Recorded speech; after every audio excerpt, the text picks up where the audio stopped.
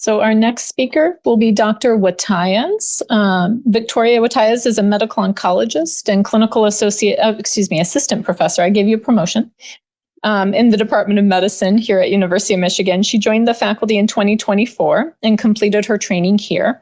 She has a clinical focus in both soft tissue and bone sarcomas, as well as melanoma, and her research interests include mental health outcomes, including body image distress and anxiety in adolescents and young adults with cancer throughout the cancer course.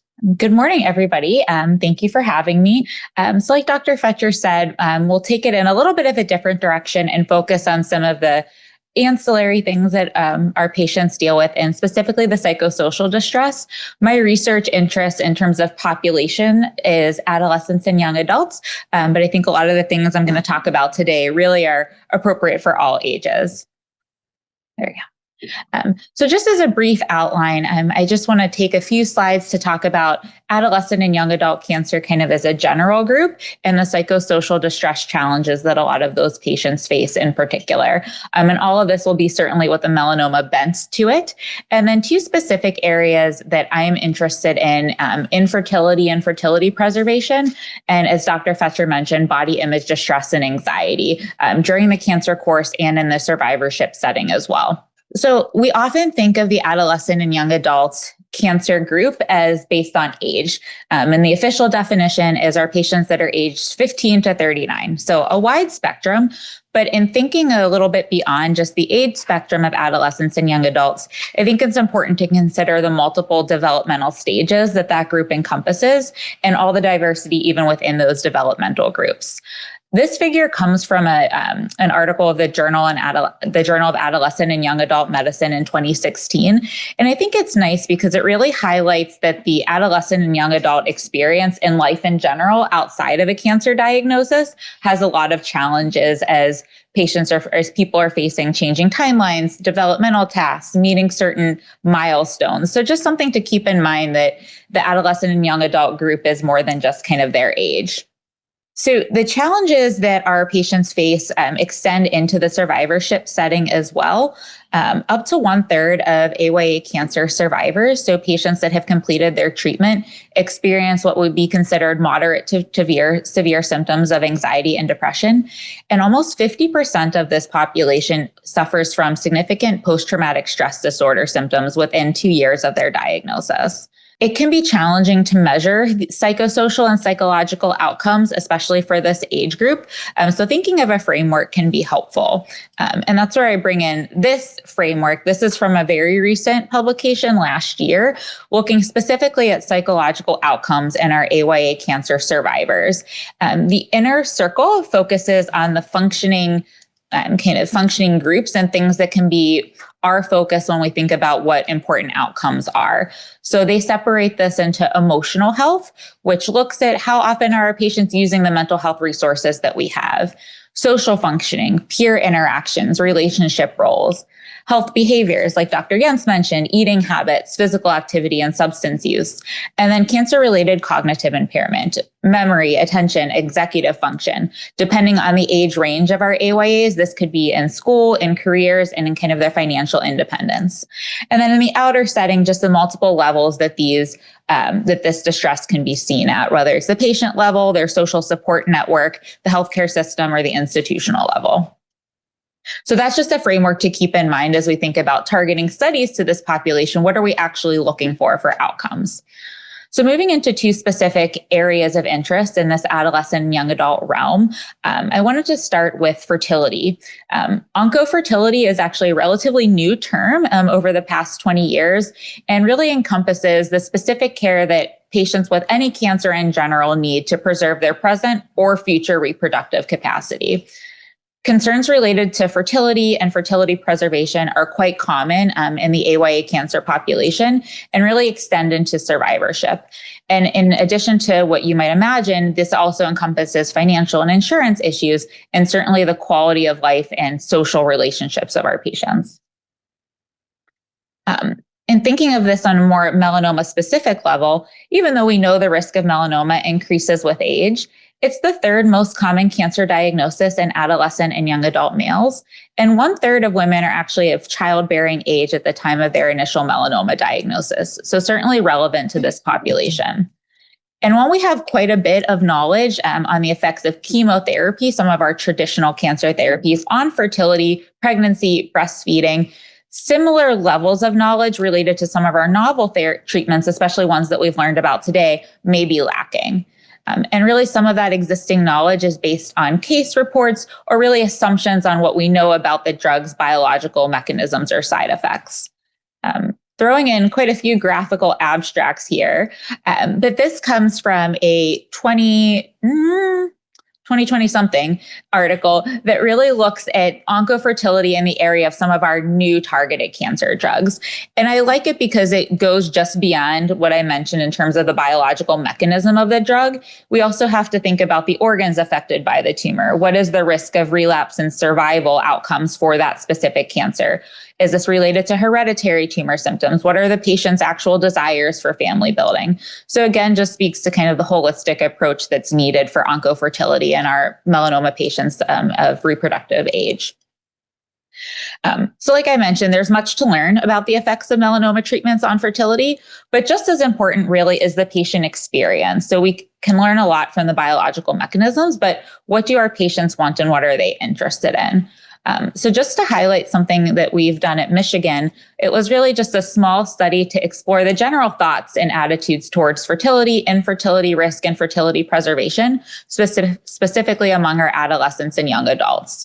This encompassed standard instruments, so assessing fertility knowledge, fertility preservation knowledge, resource utilization, as well as interviews with the participants. And we ended up having 27 adolescents and young adults that were willing to participate in these interviews. Briefly, there were 27 patients that completed both the interviews and the knowledge assessments. And the interviews are really where we get a lot of the really rich data from our patients in a way that we're not able to fully assess in the clinical setting. The goal of the interviews was to assess what is the general cancer experience, goals for the future, including family planning, and what were the experiences with fertility preservation if that was pursued. This was a qualitative research study, so our group coded these interviews into knowledge, reproductive concerns, and information needs categories. And with that in mind, we were able to extract themes, other things that were important to our patients. It was a relatively balanced study in terms of male and female. Of the 27 patients, 17 actually elected to pursue fertility preservation. And in terms of solid tumor, non-solid tumor, 48% of our patients had solid tumor, and I believe there were 3 melanoma patients.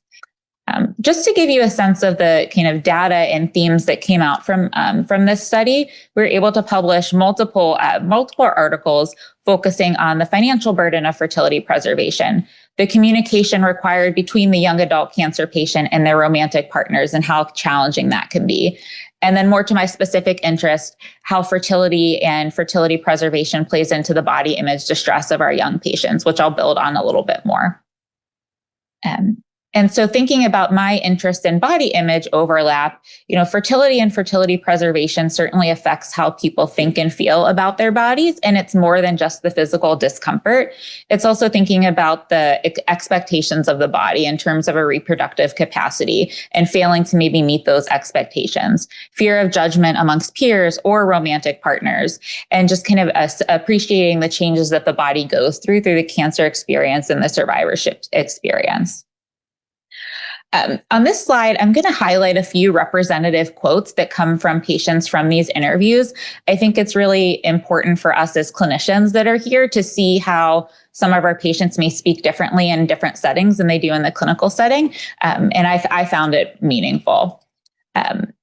So this is from one of our 23-year-old patients in the study who talks about the physical ramifications of fertility preservation, giving herself shots, something that she's never had to do before. And she actually suffered from ovarian hyperstimulation, so had a lot more physical discomfort than she expected. Another 20-year-old female talks about, the anticipating changes of the reproductive experience. She is somebody that always imagined having a family of her own. And while she'd be open to adoption or something else, it's not necessarily what she had in mind. One of our 17-year-old participants recalled an interaction that she had with the reproductive endocrine specialist. And she's like, well, they told me that this is probably the peak right now. This is when I should be having kids. And they were speaking very much more physiologically than she ever did. And then one of our male patients really spoke to what it might be like to have this discussion with a partner in the future, how challenging that might be.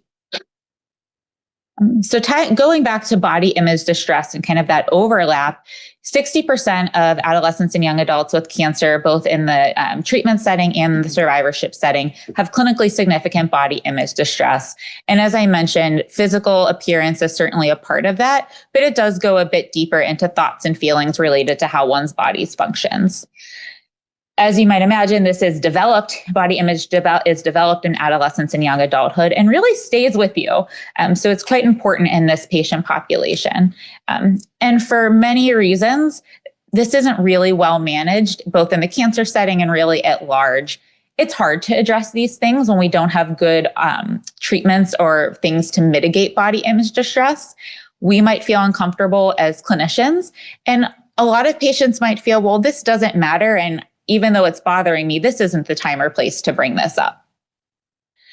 As I mentioned, managing body image distress goes certainly beyond just the cancer experience. When it's managed in other settings, it's usually as part of another overarching diagnosis, whether that's eating disorders, body dysmorphic disorder.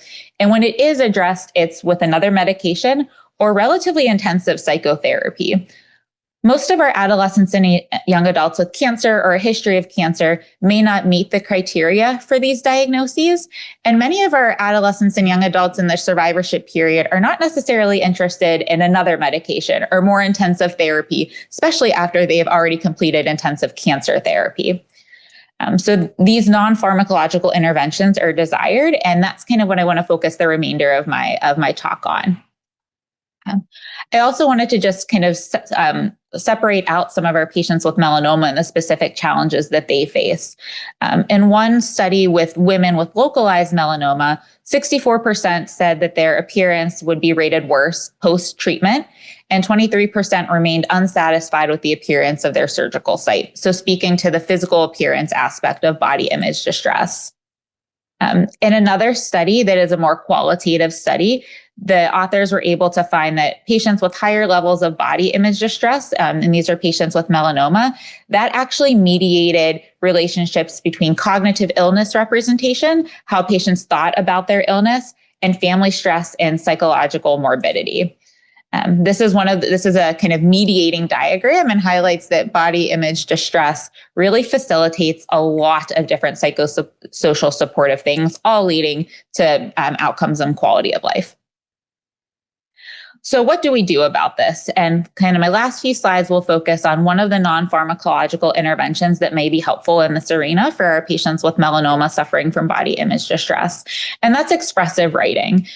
This is a technique that's really been around since the 80s.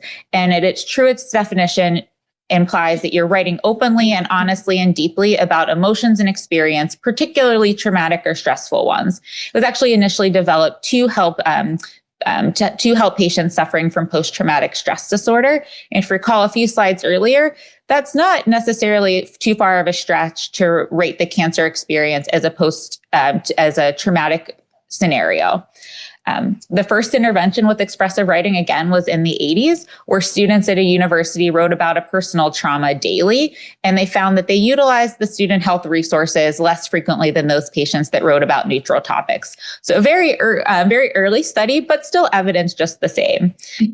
And since that time, expressive writing has been adapted to patients with cancer, and some more recent data has shown that some adult patients with breast cancer might have benefits towards sleep and quality of life overall, engaging in an expressive writing technique. So highlighting a study that was ongoing here was looking at a body image focused expressive writing intervention to help mitigate this body image distress suffered by our adolescent and young adult cancer patients who had finished their treatment. It involved 30 adolescents and young adults who had completed their treatment, and they wrote weekly for 20 minutes about a body image focused cancer related topic. and specifically looking at their body image distress and anxiety. And again, speaking about the really rich data we gained from interviews and just talking with our participants, that was part of this study as well. This was mainly to determine, is this something that our adolescents and young adults want? Is this feasible? Is this something that's acceptable to them and meets their needs? And then, of course, is it helpful? Is it actually mitigating body image distress in a way that is helpful for our patients? So briefly, for this study, there were 30 patients consented and 27 patients ultimately were randomized, and only one patient did not complete all 4 writing prompts, which was really, really good for us to see the adherence to this study. And 23 patients participated in the interviews, and 5 of these patients had melanoma. So the melanoma population was well represented in this study. Just to give you a sense of what our participants were writing about, we have the intervention and control group writing prompts. So for example, when we did our interviews, I would say that week 4 was probably the most discussed prompt amongst our participants, where they put themselves in the role of somebody else, them giving advice to somebody else who may be dealing with some of the body image distress and disturbances that they were feeling. That was a powerful prompt for our patients, compared to control groups that are writing about neutral topics. So how did it go?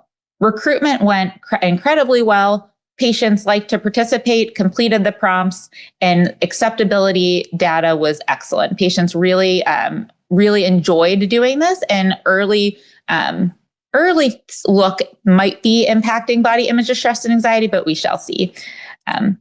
Again, this is the 3rd time I think I've said it. These qualitative interviews really do give us some really rich, deep data, and things that we learned from talking to our participants in this study is that they're interested and they would write longer. They would write more. This is something that they'd like to get more involved with. We let participants write however they chose, whether that was voice to text, pen and paper, writing on a laptop, typing on your phone. It was a really adaptable intervention. Participants were also interested in a group-based intervention, a social media-based intervention, or exploring this when they're actively on treatment rather in the survivorship setting. And then one of the research assistants working with this study has a social sciences background and really got a lot of rich data relating to the body image experience in general, and is working on delving into that a bit more. So what can patients do today that we learned from our study? What can be helpful for our adolescents and young adult patients with melanoma? A lot of our participants found that a community was really important. There are AYA support groups and there are councils as well where you can advocate for others. A lot of our adolescent and young adult participants felt that that was really empowering to help other people that are in similar situations. We also do want to know as clinicians about things like this, any psychosocial distress, things that are affecting our patients, even if it might seem minor. We may not have all the answers, but we often know people that do. And then really just writing in general, and whether it's prompted or free writing, has a lot of benefits for people in general, and certainly seems like it would be helpful for our adolescents and young adults with melanoma, both during active treatment and in the survivorship setting as well. So just to summarize, our adolescents and young adult patients with cancer in general and melanoma in particular face some really unique stage of life challenges, and a lot of these encompass the psychosocial realm. Fertility concerns are prominent amongst our AYA patients and can span multiple dimensions, and a lot is still yet to be learned, but we can learn from our patients in terms of their experience. Body image distress and anxiety can be recognized and addressed, and really future directions to expand our non-pharmacological intervention repertoire for some of these things are wanted by our patients, and learning from what our patients say to really guide our research going forward. So thanks for inviting me, and thanks to my adolescent and young adult team. That's all I have.